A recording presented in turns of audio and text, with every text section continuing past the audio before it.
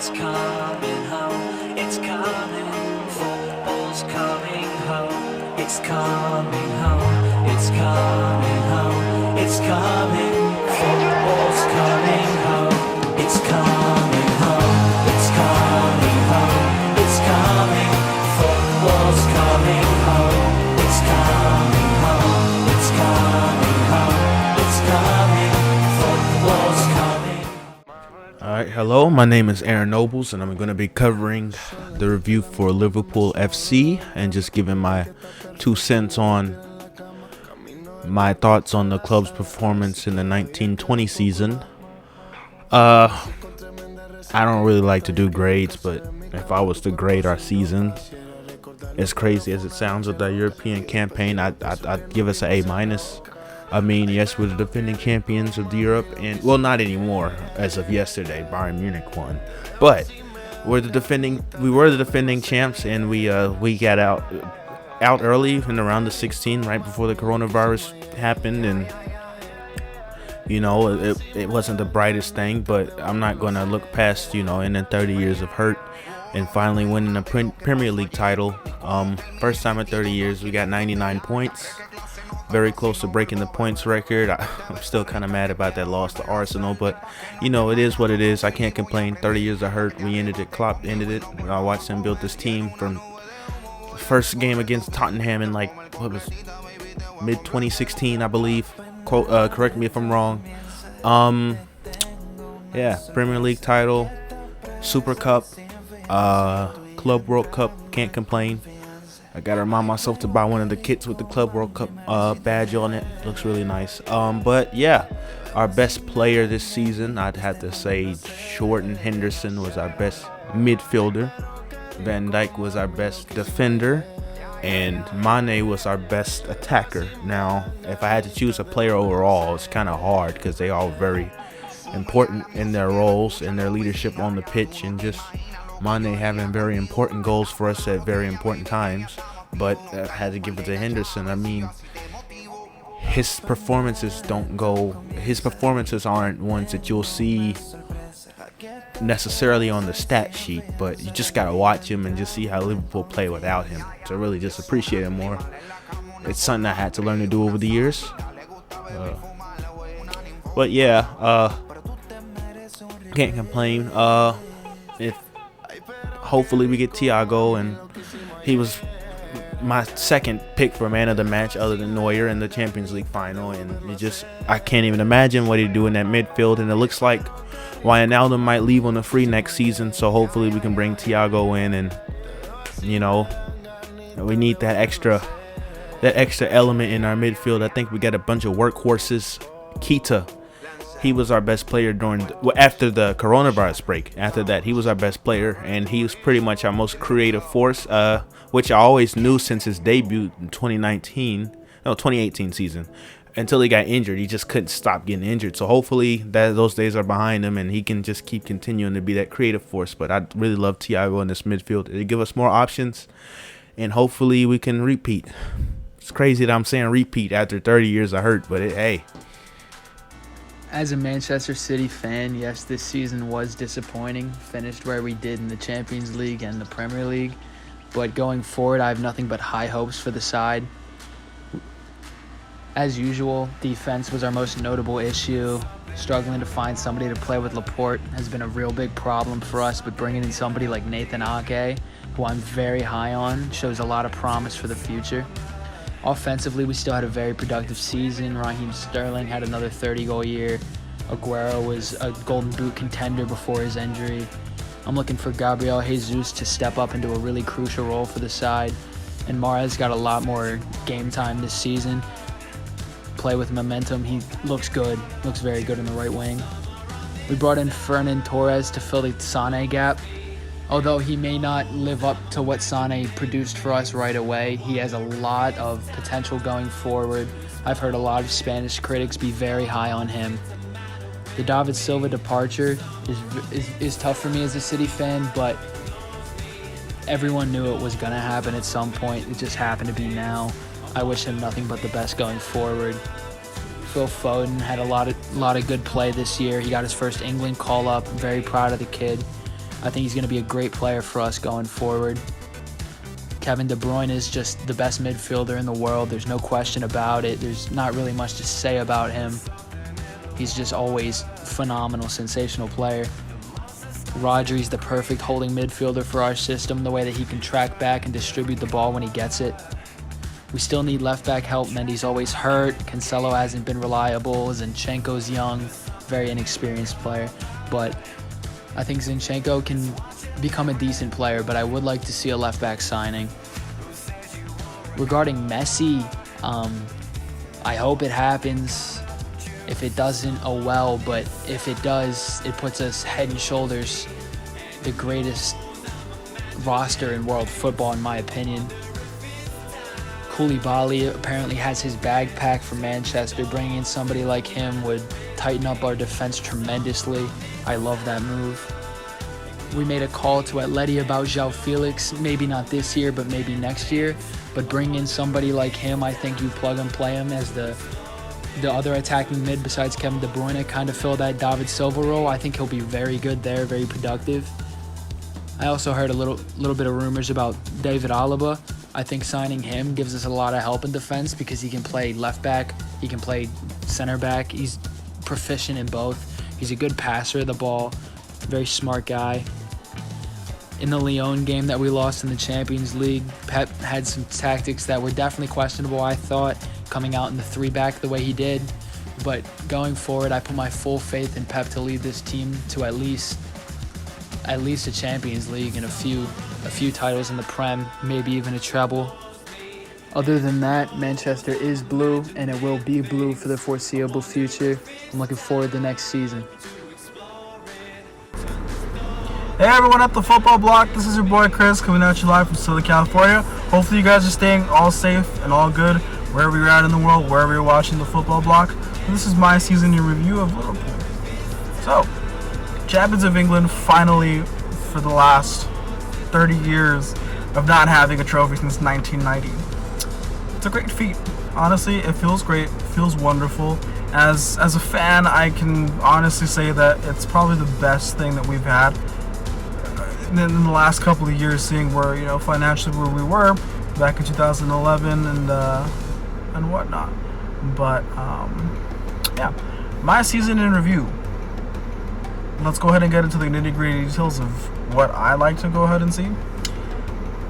A lot of things happened this season. So, knocked out of the Champions League. Let's start with that. Knocked out of the Champions League against Atletico Madrid.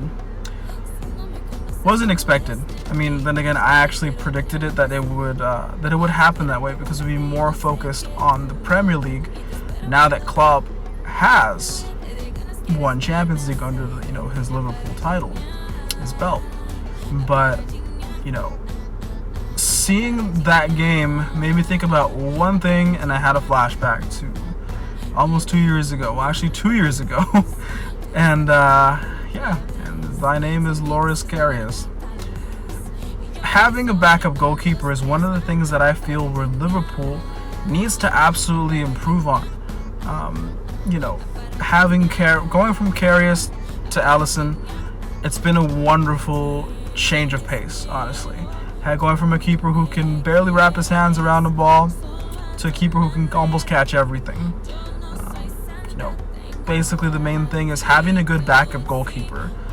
Seeing how Adrian performed in this season, it was actually really interesting to see how Adrian developed into a team where he's not used to actually being, put a lot of pressure on.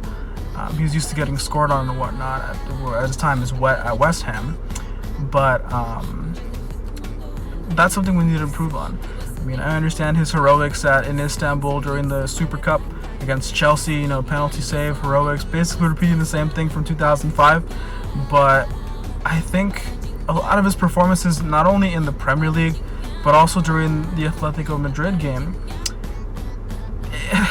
it wasn't solidifying enough. It reminded me of the 2018 Liverpool, where everything was solid up front, small errors at the back, or even small keeper errors, which myself as a goalkeeper, I definitely understand where, it comes all into play to have a great keeper. I mean, I understand that your defensive line is probably the first, obviously the first line of defense, but having a strong keeper, even if it means having a strong backup keeper, means a lot to a team, and the connectivity and the wholeness of it. I feel like Adrian he's okay in the sense that he's up for the challenge, you know, physically, emotionally, whatnot.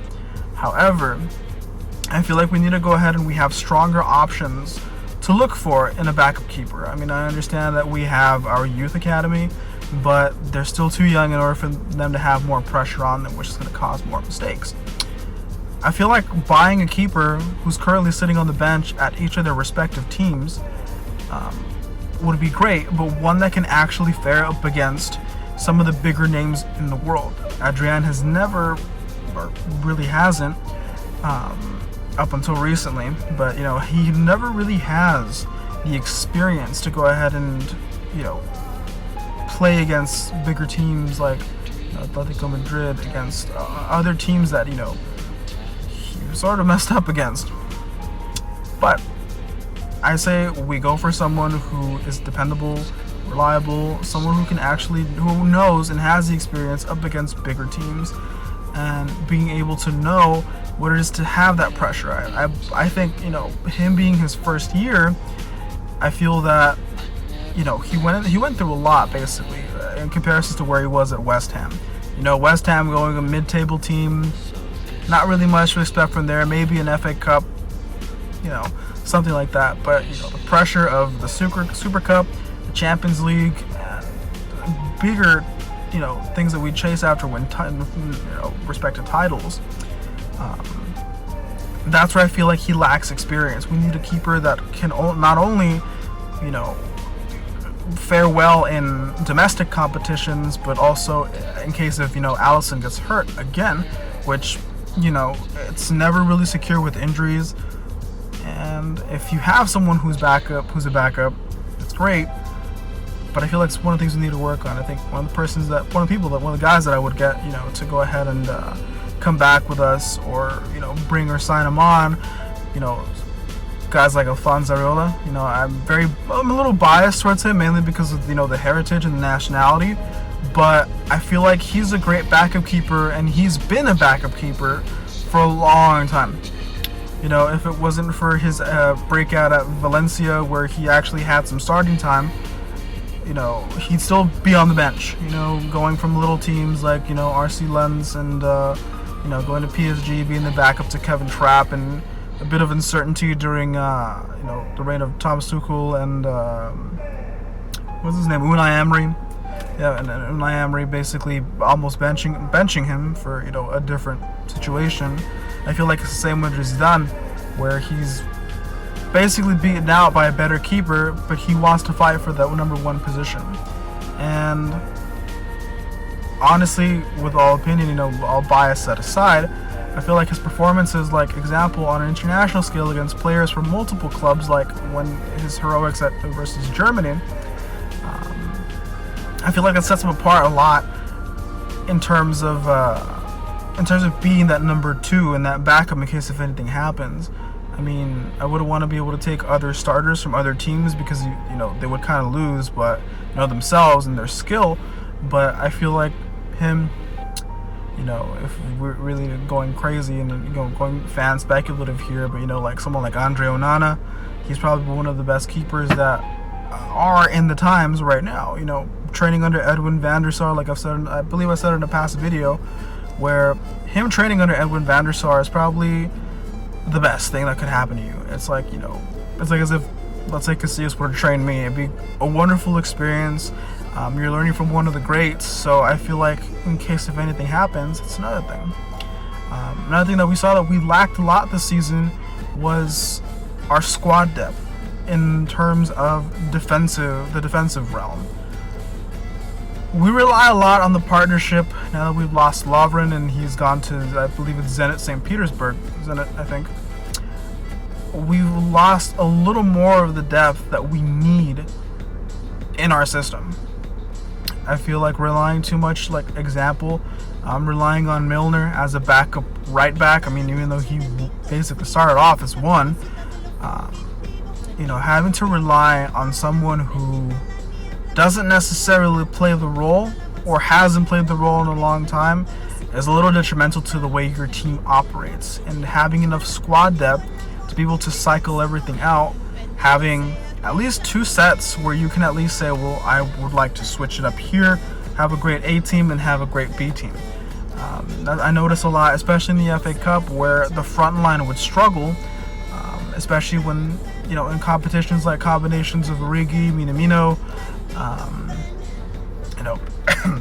everyone that has been up front. These combinations don't exactly work, and to someone like myself who essentially would like to see them win every single game, and more than likely to other fans around the world, it doesn't seem logical for us to be able to not cycle out, have a better squad depth. I understand, with the injuries of, Alex Oxlade-Chamberlain and others, like Jordan Henderson getting injured towards the last half of the season, Joel Matip in the back, it's players that create these roles that you want to fill in, It was kind of uncertain sometimes where the partnership out back with Van Dijk would be, solidified. He would work with Matip, he'd work with Lovren, he'd work, with Joe Gomez, and it's not really solidified to the point where we can say, I have a back four, and I can rotate that out for another back four that's about the same. I noticed that a lot of the games carried on with maybe a lot more of, fatigue is probably the best word, fatigue of not being able to cycle out every single player. I understand Klopp, he makes teams into great teams, but seeing what he did at Dortmund is turning essentially a squad that it wasn't the best or the underdog, basically. That's what he's capable of doing, and I feel like he should give more experience and time to those that are basically, getting signed on. I didn't see Minamino on for much, and him, with Salzburg, I think it was, with Salzburg, who we played with last, it really didn't make any sense, honestly, because he came from a playing style where he was amazing to where he's now a little more quieter and not given enough time or chances to actually be able to finish off what he needs to finish off. Great player from what I've seen, but he needs a lot more chances and a lot more experience and that confidence and that vote from Klopp, and that's one of the things that I see. That's one of the things that I see that basically happens. Another thing that I would basically say would be a little more confidence. Yeah, sorry, that kind of threw me off a little bit. You're stuck inside of the car, but definitely another vote of confidence, and that's probably one of the things that I've seen so far. Other than that, pushing strong. Some of the losses were more evident, especially against Watford. Basically bottom of the table team. It's embarrassing on having not only be knocked out of the Champions League, but also not being able to equalize Arsenal's invincible season. It shows sometimes where you have holes where there shouldn't be holes, but it definitely shows, especially in the last couple of games. I understand, you win. We won the title essentially games before the season even ended, but I feel like that shouldn't have happened. Really, the loss against Watford should not have happened. Obviously we're used to basically beating Watford, 4-0, 5-0, stuff like that. But I personally feel like it shouldn't have happened because it showed a Liverpool team that was complacent with what they had done. Had this basically been last season, where it was a 1-point difference, it would have made a difference.